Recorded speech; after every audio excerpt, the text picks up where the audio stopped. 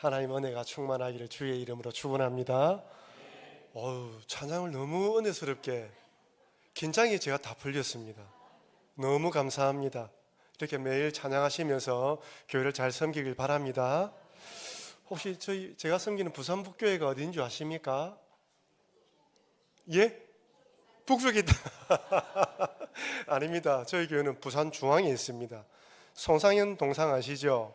바로 옆에 저희 교회가 있습니다. 왜 부산 북교회냐면 원로 목사님이 저 북한에 청진 북교회가 있었는데 그 북교회가 아주 부흥했다 합니다.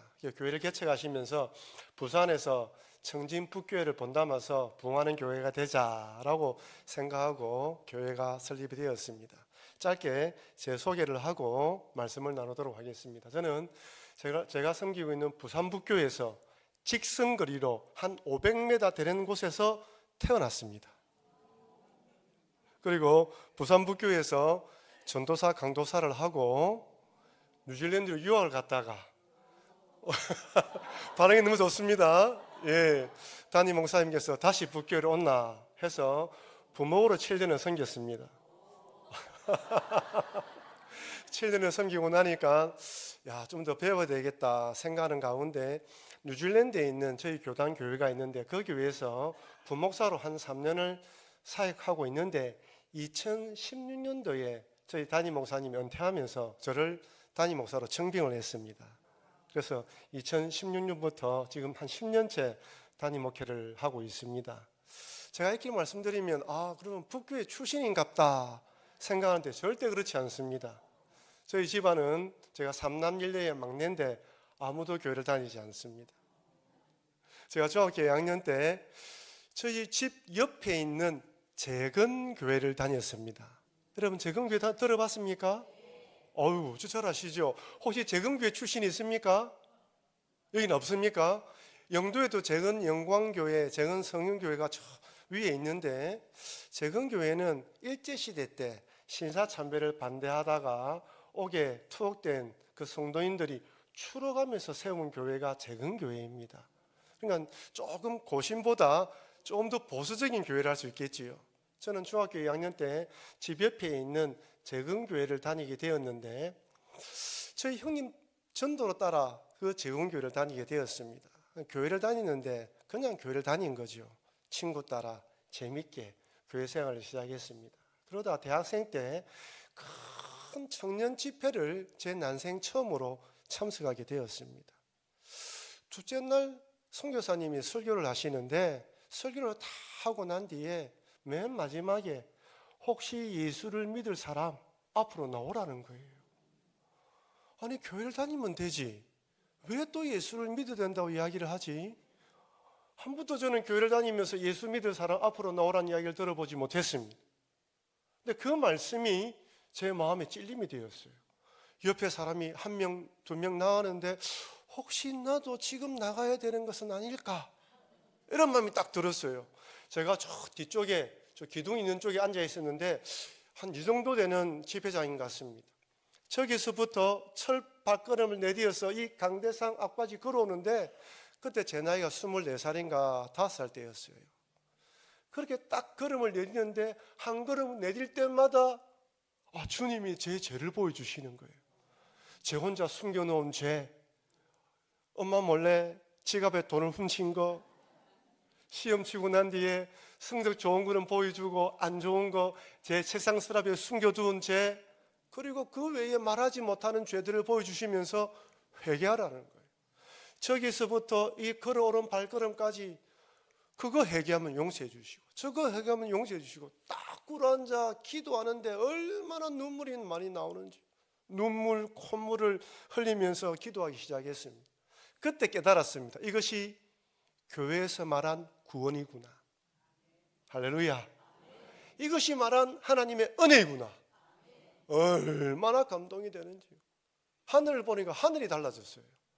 꽃과 나무를 보니까 너무 아름다운 거예요. 제 평생에 나무가 좋다는 그런 느낌이 처음 들었습니다. 이것이 구원의 기쁨이구나, 즐거움이구나. 여러분, 큰 은혜를 받고 나면 반드시 도전이 찾아옵니다. 그렇지요? 큰 은혜를 받고 나면 하나님이 도전거리를 주셔요. 그것이 뭐냐면 저에게는 아버지의 죄사 문제였습니다. 제가 고등학교 3학년 때 저희 아버지가 돌아가셨는데 그 전까지는 교회를 다니면서 그냥 제사 드렸습니다. 집안의 화평을 위해서.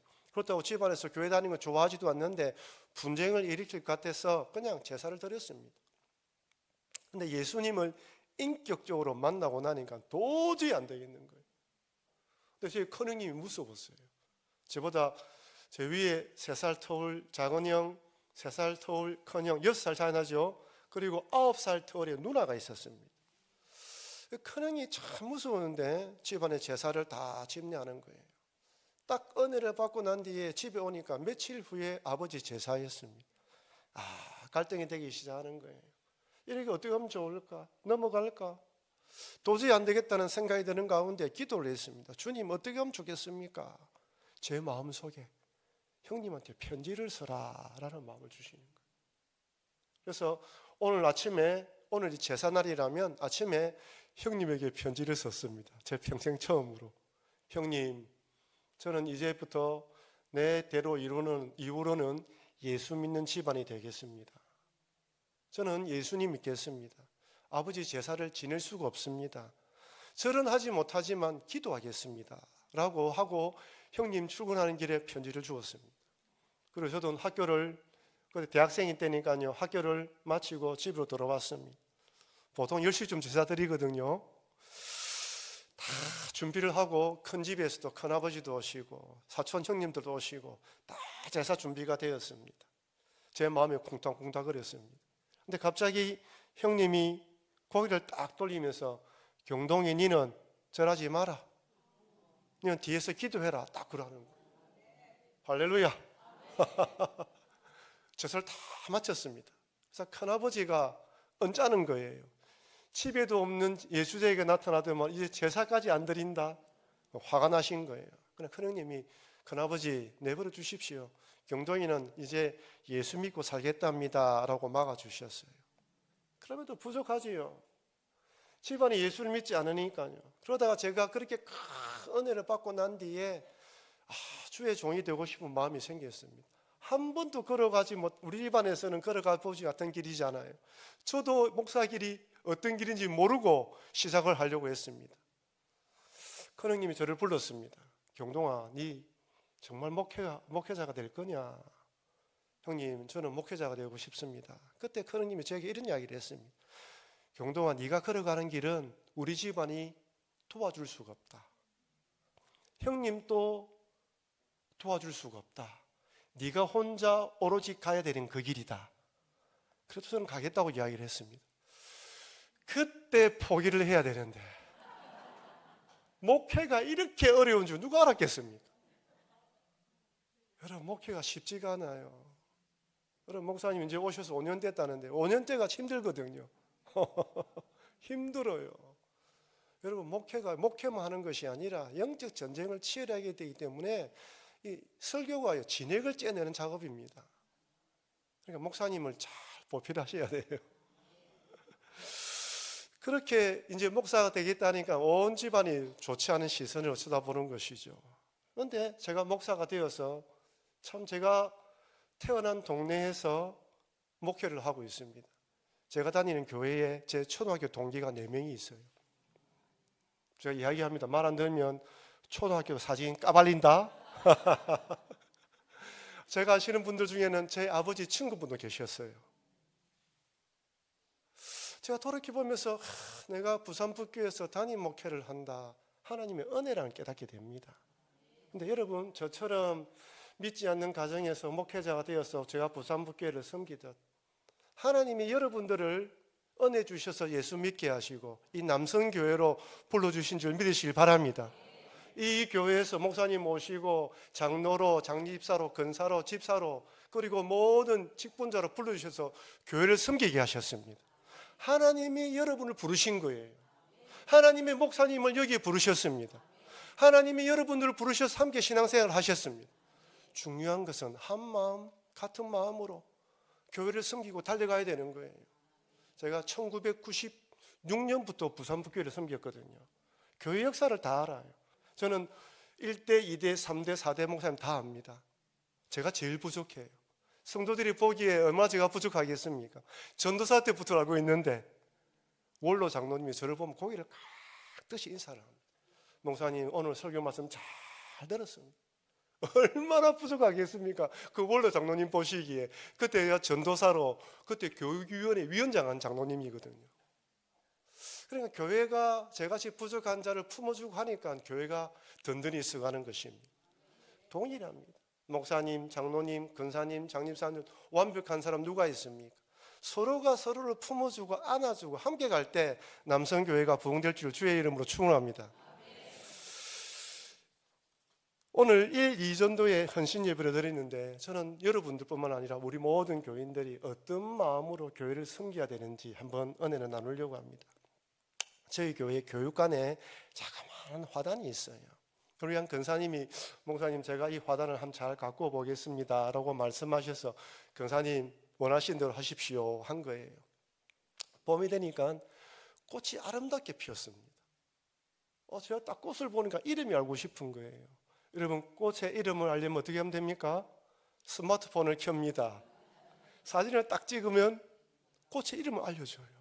얼마나 좋은 세상인지 몰라요. 그 당시 제가 구글 렌즈라는 앱을 사용해서 카메라를 딱 찍으니까 이것은 무슨 꽃입니다 라고 알려주는 거예요. 근데 저는 무엇을 알고 싶었다? 꽃의 이름을 알고 싶었어요. 근데 딱 꽃의 이름을 알려주면서 가격은 9,000원. 야, 가격 9,000원 딱 보는 순간 꽃에 대한 아름다움이 딱 사라져 버렸어요. 9,000원짜리네. 저는 꽃의 이름은 알고 싶고 그 꽃이 좋아서 봤는데 세상은요 돈의 관점으로 보는 거예요. 딱 보면 저 사람 옷은 얼마? 여러분 혹시 사진을 딱 찍으면 그 사진 속에 이 사람 안경테는 10,000원짜리, 위에 블라우스는 뭐 20,000원짜리. 여러분 그 사람 아름다움 보이겠습니까? 아무것도 보이지 않아요. 지금 세상은요 그 사람이 얼마짜리다, 돈 얼마 벌고 있다, 어느 아파트 살고 있다, 차 어떤 건 차 타고 다닌다, 그 관점으로 보는 거예요. 그래 우리 시선으로 그 세상을 바라보고 성도를 바라보면 비교와 경쟁밖에 없습니다. 나는 그것이 아닌데 라는 생각이 드는 거예요. 여러분 보다 이런 것이 얼마나 중요합니까? 보다라는 한자가 3가지가 있습니다. 첫째는 볼견입니다. 볼견 보셨죠? 눈목자의 사람인자입니다. 단순히 눈앞에 있는 것을 보는 것을 의미합니다. 힐끗 보는 거, 견물생심. 야, 똑똑하십니다. 견물생심이에요. 보면서 마음이 빼앗길 수 있습니다. 볼 것, 안 볼 것을 잘 구별해야 됩니다. 여기 볼견자에도 나의 주장과 의견이 포함되어 있습니다. 그래서 사람마다 의견이 다르다 할 때 이 견자를 사용합니다. 두 번째 한문이 볼시자입니다. 보셨죠? 어느 차원에서 보느냐, 어느 각도에서 보느냐 다 다릅니다. 시각 차이죠. 맹인들에게 코끼리를 만져보라니까 다리를 만진 사람은 기둥이 다 이야기하고 귀를 만진 사람은 부채 다 이야기를 합니다. 보는 시각이 다 달라요. 시각 차이 할 때 이 볼시자를 사용합니다. 마지막이 볼견자입니다. 큰 눈을 가진 수리 부흥이가 목표물을 응시하듯 뚫어지게 쳐다보는 걸 말하는 거예요. 관찰하다, 깊이 바라보다 라는 이 잔자가 관자입니다. 의사가 병을 진단할 때 뚫어지게 쳐다보는 것이 이 관자라는 거예요. 공관복음. 우리 마태, 마가, 누가를 공관복음이라 하죠. 메시아적인 관점으로 성경을 기록했다라는 뜻입니다. 본질을 깨뜨려 보는 시선을 의미합니다. 여러분 보는 것이 중요합니다. 보아야 할 것과 보지 말아야 할 것을 잘 구분해야 됩니다. 어떤 시각과 관점을 가지냐에 따라서 신앙관이 확 달라집니다. 우리는 세상적인 시각에서 하나님의 시선으로 바꿔야 합니다. 견, 쉬, 관 이 모든 것이 성경적, 그 다음에 하나님의 나라 은혜의 눈으로 바꾸는 것이 신앙생활입니다. 여러분이 만약 신앙생활하면서 목사님의 설교 말씀을 들으면서 성경을 읽으면서 관점이 변화가 되지 않으면요 신앙생활에 변화가 없습니다. 관점이 깨달아져야 된다는 것이죠. 보는 것이 중요합니다. 오늘 본문은 우리의 시선이 예수님이 아니라 다른 것에 집중하면 어떤 일이 일어나는지 잘 설명해 줍니다. 누가복음 10장 38절 말씀을 우리 같이 한번 읽어보겠습니다.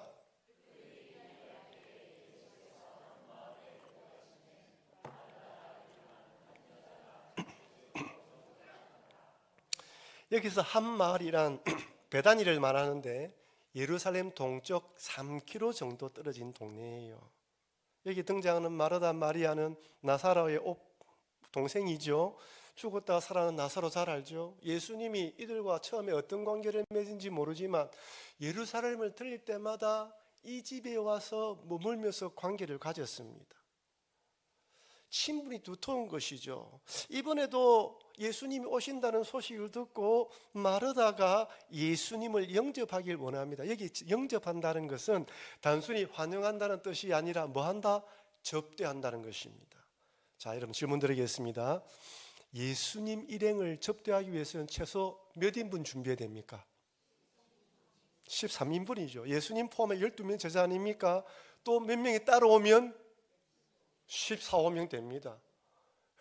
여러분 담임 목사님 오신다 하면 목사님, 담임 목사님, 부목사님 2분, 강도사님, 의사 전사님 3분, 사모님 쉽지가 않아요. 그죠? 아니 목사님, 사모님만 오시라고 해도 집 청소해야 되죠. 그죠? 화장실까지 깨끗이 청소해야 됩니다. 목사님 뭐 좋아하시는지 알아봐야 됩니다. 음식 준비하기가 쉽지가 않아요. 또 요즘은 또 편리하지 않습니까? 목사님 이거 좋아한다, 배달하면 됩니다. 그죠? 쉬워요. 하지만 이 당시는 어떻습니까? 남자 장정들 15명 정도 대접하려면요 보통 일이 아닙니다. 오늘날처럼 뭐 가스레인지라든지 뭐 조리기구가 좋습니까? 얼마나 일이 많겠습니까? 근데 마르다 보고 마르다 네가 예수님 대접하라고 이야기했습니까? 아니에요. 마르다가 예수님 좋아서 접대를 하고 싶은 거예요. 좋은 음식을 대접하고 싶은 거예요. 근데 일이 얼마나 많겠습니까?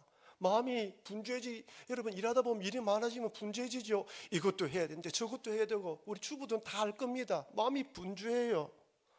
근데 이 마르다가 일이 분주한데 마리아는 다른 곳에 있습니다. 누가복음 10장 40절 말씀을 같이 읽겠습니다.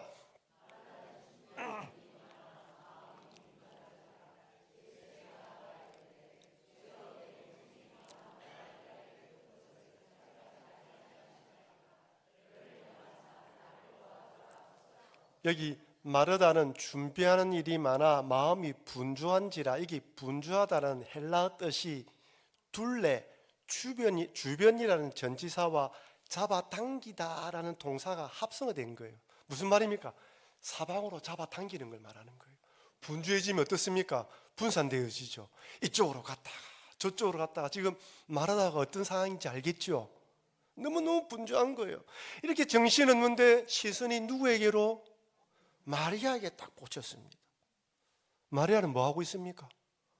예수님 앞에 말씀 듣고 있어요.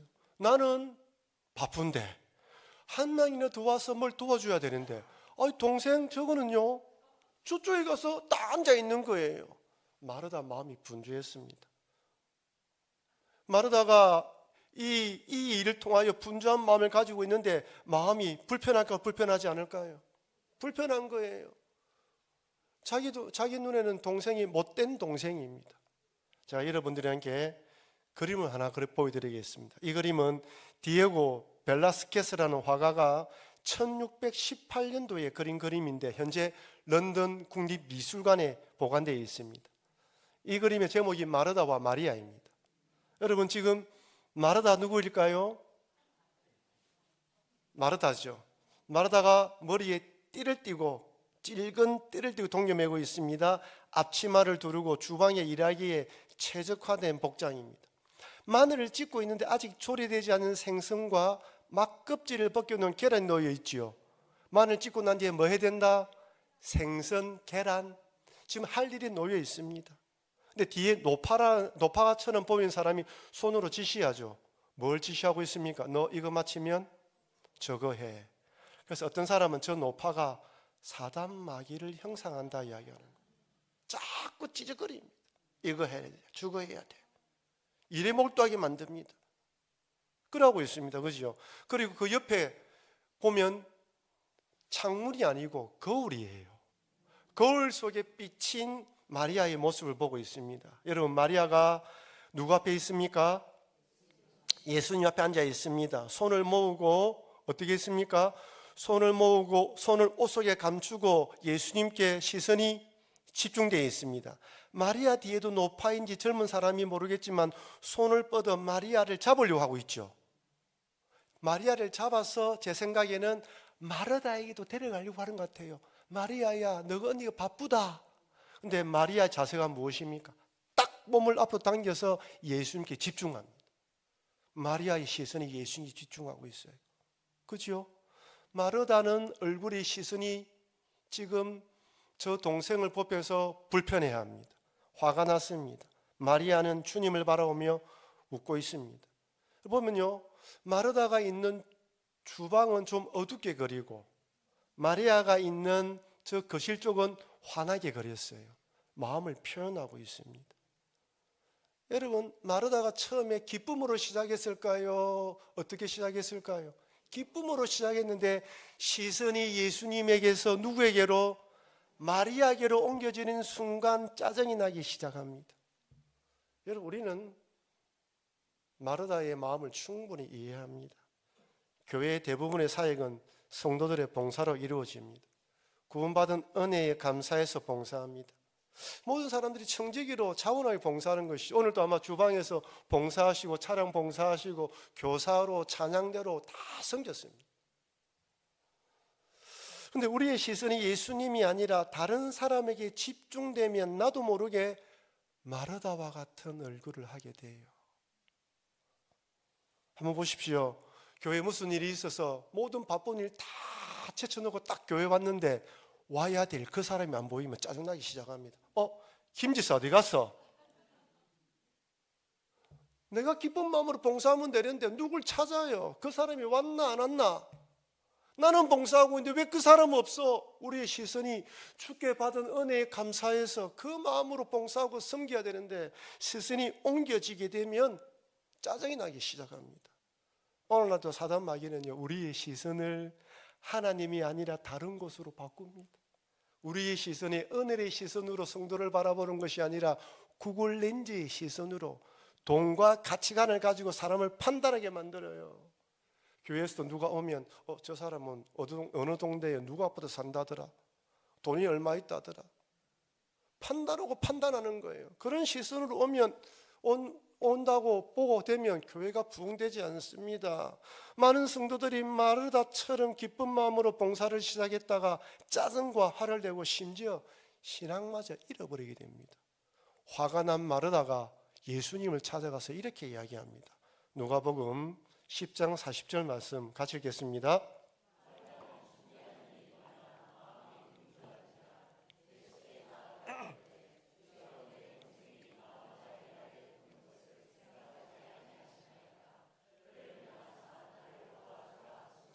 여러분, 마리아의 말투가 어땠을까요? 예수님, 이거 아니겠습니까? 예수님, 이게 아니잖아요. 예수님, 좀 마리아 보세요. 나는 지금 분주한데 지금 저리 가만히 놀고 있습니다. 좀 야단쳐서 나를 돕도록 만들어주세요. 기쁨으로 주님 바라보며 시작한 이야기가 짜증이 나서 이제 원망으로 번졌습니다. 마르다 자신이 예수님 대접하기를 선택했고 마리아는 말씀 듣는 편을 선택했는데, 그런데 마르다는 마치 예수님께서 마리아만 편애하는 것처럼 생각하는 것입니다. 시선이 옮겨졌어요. 제가 뉴질랜드에서 유학도 하고 이민교회도 생겼습니다. 이민교회가 그렇게 크지가 않아요. 그래서 제가 하는 목사님이, 담임 목사님 하고 계시는 어느 날 이야기를 나누다가 기가 많이 죽어 계시는 거예요. 목사님 무슨 일이 있습니까? 물어보니까 한 젊은 가정에 아기를 가진 가정이 교회를 옮겼다는 거예요. 아이고, 그 작은 교회에 또 교회를 옮기니까 얼마나 마음이 상하겠습니까? 왜 교회를 옮겼습니까? 물어보니까 그 교회에 아기가 있으니까 목사님부터 성도들의 모든 관심을 받은, 교회에 오면 아이고 아기 예쁘다 이야기를 한 거예요. 그런데 어느 날 새가족 부부가, 아기를 가진 새가족 부부가 등록을 했습니다. 새가족 부부가 등록하고 아기가 있으니까 모든 관심이 이제 이쪽에서 이쪽으로 옮겨지기 시작한 거예요. 마음이 짜증이 나더랍니다. 그 사람이 짜증이 난 거예요. 내가 사랑받아야 되는데, 우리 아이가 사랑받아야 되는데, 목사님이 이제 그쪽으로 시선을 주고 나니까 마음이 상해져서 설교가 들어오지 않더랍니다. 결국 그렇게 교회를 옮겼다고 합니다. 여러분, 이것이 교회 옮길 일입니까? 이 목회가 결코 쉽지가 않아요.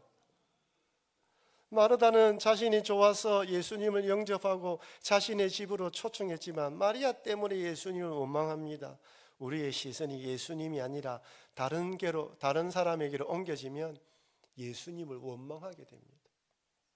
이렇게 마음이 불편한 마르다를 보시고 예수님께서 이렇게 권면합니다. 잘 들어보십시오. 누가복음 10장 41절 42절 같이 읽겠습니다.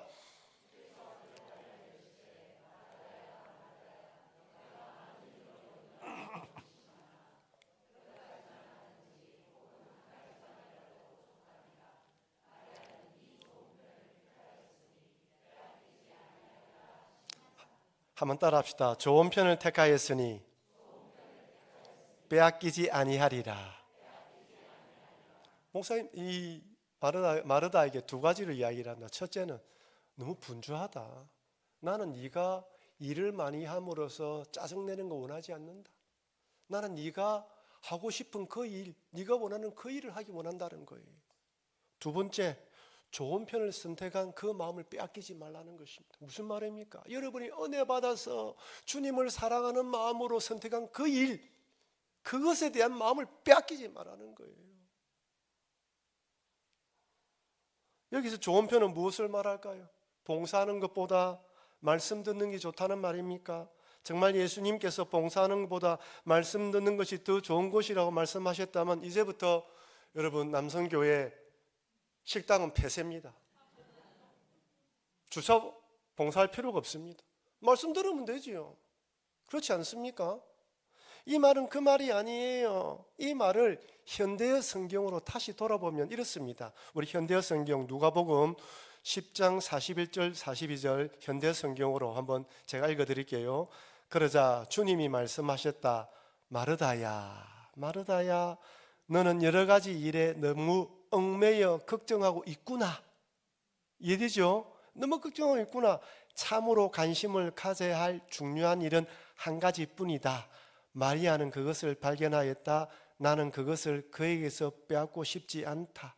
그럼 마리아는 참으로 관심을 가져야 하는 것이 무엇인지 발견했기에 그것을 빼앗고 싶지 않다는 것입니다. 이 말은 마리아가 말씀 듣는 것이 좋기 때문에, 그러니까 말씀 듣는 것이 더 좋다는 말이 아니라 마리아가 말씀 듣는 걸 좋아해서 내 앞에 앉아 있는 걸 나는 빼앗고 싶지 않다는 거예요.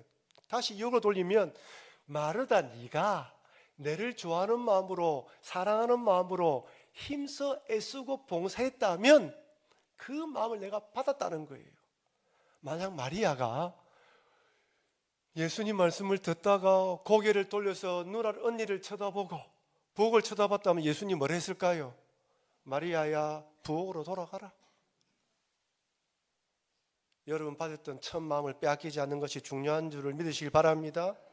그 마음이 제일 중요한 것입니다. 처음에 받았던 그 마음, 내가 승리했던 그 마음, 여러분 은혜 받고 이 남성교회 직분을 받았을 때 얼마나 기쁜 마음으로 승리를 했습니까? 처음에 주님을 사랑하는 마음으로 그 직분과 그 직책과 그 일을 하려고 했습니다. 그 마음을 빼앗아버리면, 잃어버리면 안 됩니다. 사단 마귀는요, 우리에게 그 마음을 빼앗아 가려고 하는 거예요. 목사님이 어떻네, 장로님이 어떻네, 누구는 어떻네, 누구는 어떻네. 우리의 마음을, 시선을 자꾸 분산시킵니다. 절대로 그렇게 하면 안 되는 것입니다.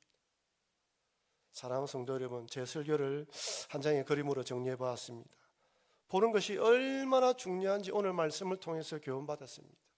신앙생활 할 때 집중해야 할 예수님께 집중하지 못하고 사람이 보이기 시작하면 그때부터 감사함으로 시작했던 봉사가 억울한 일이 되고 예수님마저 원망하게 됩니다.